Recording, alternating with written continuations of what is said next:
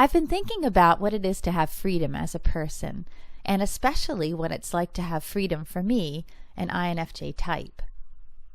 I've made a lot of videos on this channel about how, as INFJs, we tend to take ourselves too seriously. In some ways, we start life as adults. The way we see the world, the questions we ask, the way we think, the heavy way we have of thinking about reality and existence, and all those sorts of things. It's almost adult-like. Even though we are children, we exhibit an adult way of seeing the world. As we grow older, this turns into a certain kind of seriousness. We want to be taken seriously. We consider ourselves serious people. We have a hard time loosening up and being ourselves, and as I've said many times here, I think that's because you can only learn to truly loosen up when you know who you are. And we don't know who we are early on. We struggle to understand ourselves and our place in this world. We aren't sure of ourselves.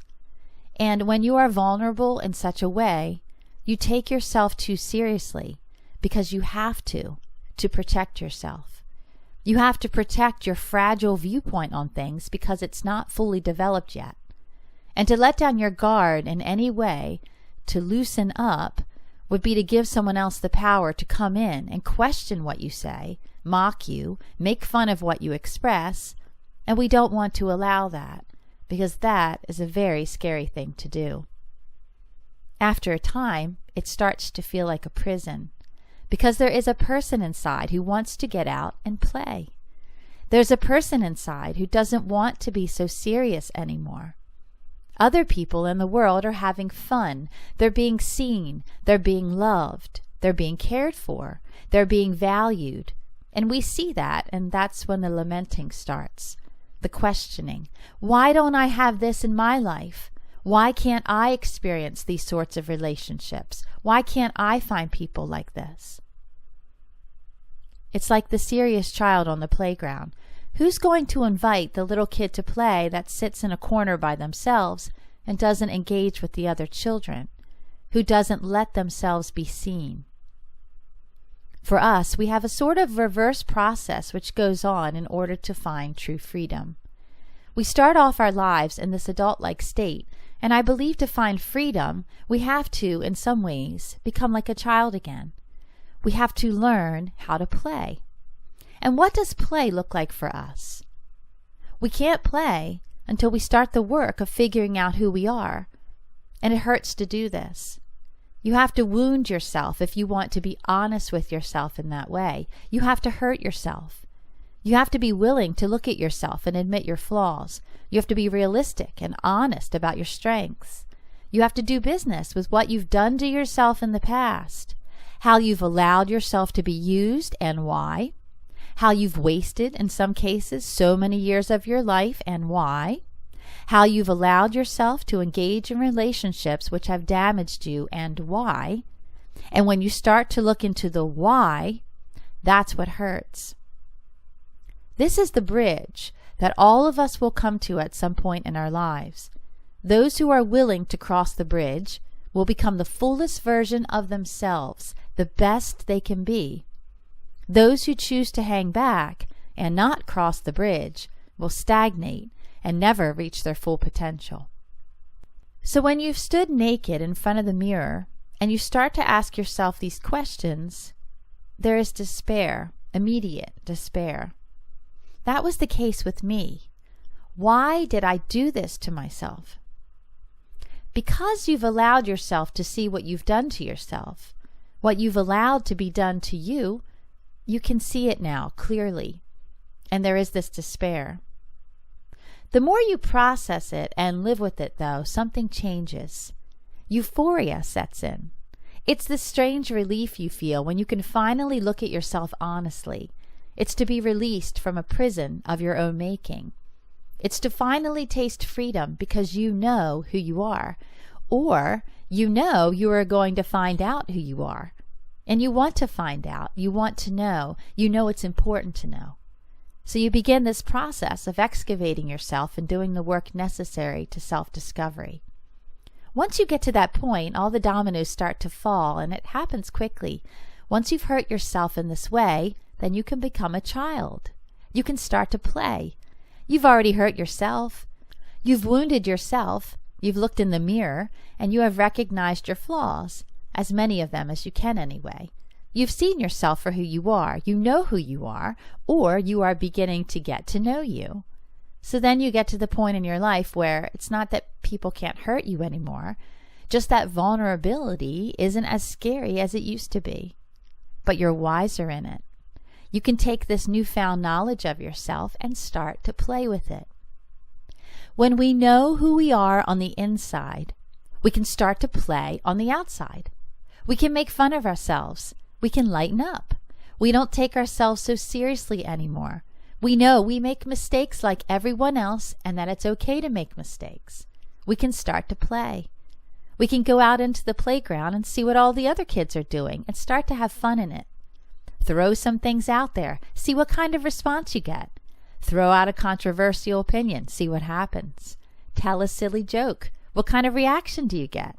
Let a little bit of yourself out. Share something personal, even randomly, with a stranger.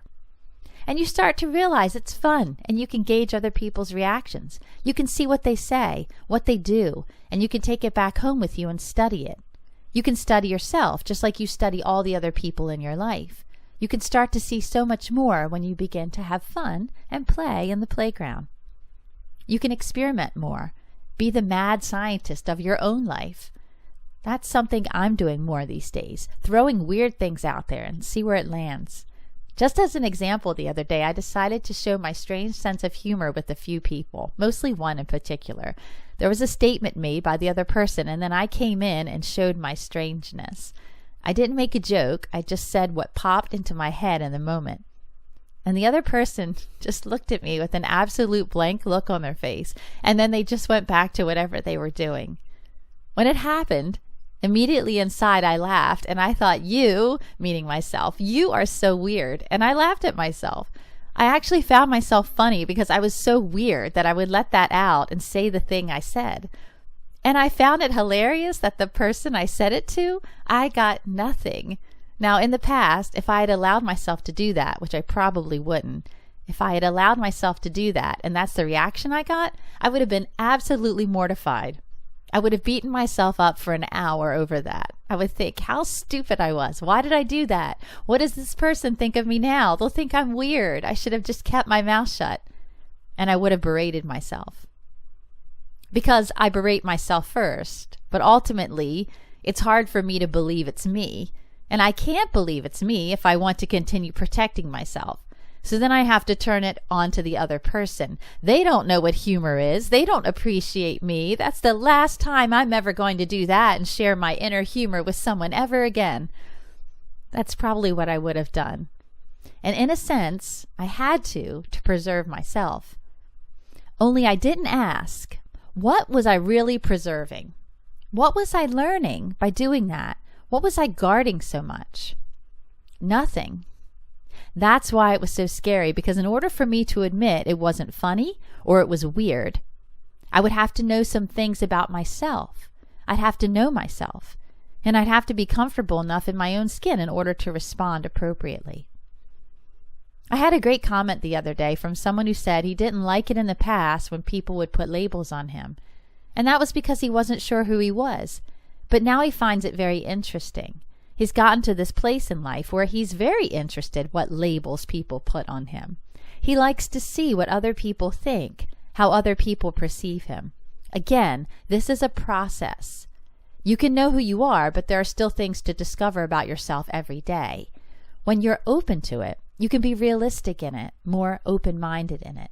What does so-and-so have to say about me? What do they think of me? And it might be unflattering, but if you've already hurt yourself, whatever they have to say doesn't sting so much because you know who you are inside, and there's a confidence in that. So I think freedom for us is to put the inside outside, whereas in the past, we wouldn't put the inside outside. We'd keep the inside inside and guard it, like we would guard the crown jewels. The inside stayed inside.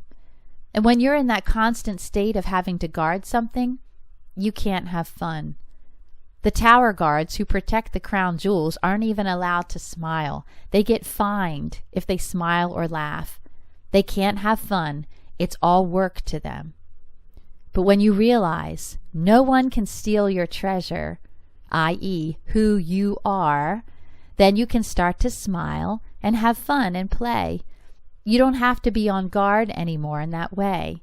You can relax because you are confident in your treasure, which is who you are. My wish for you is that you find this kind of freedom. Take it from me, it's absolutely liberating.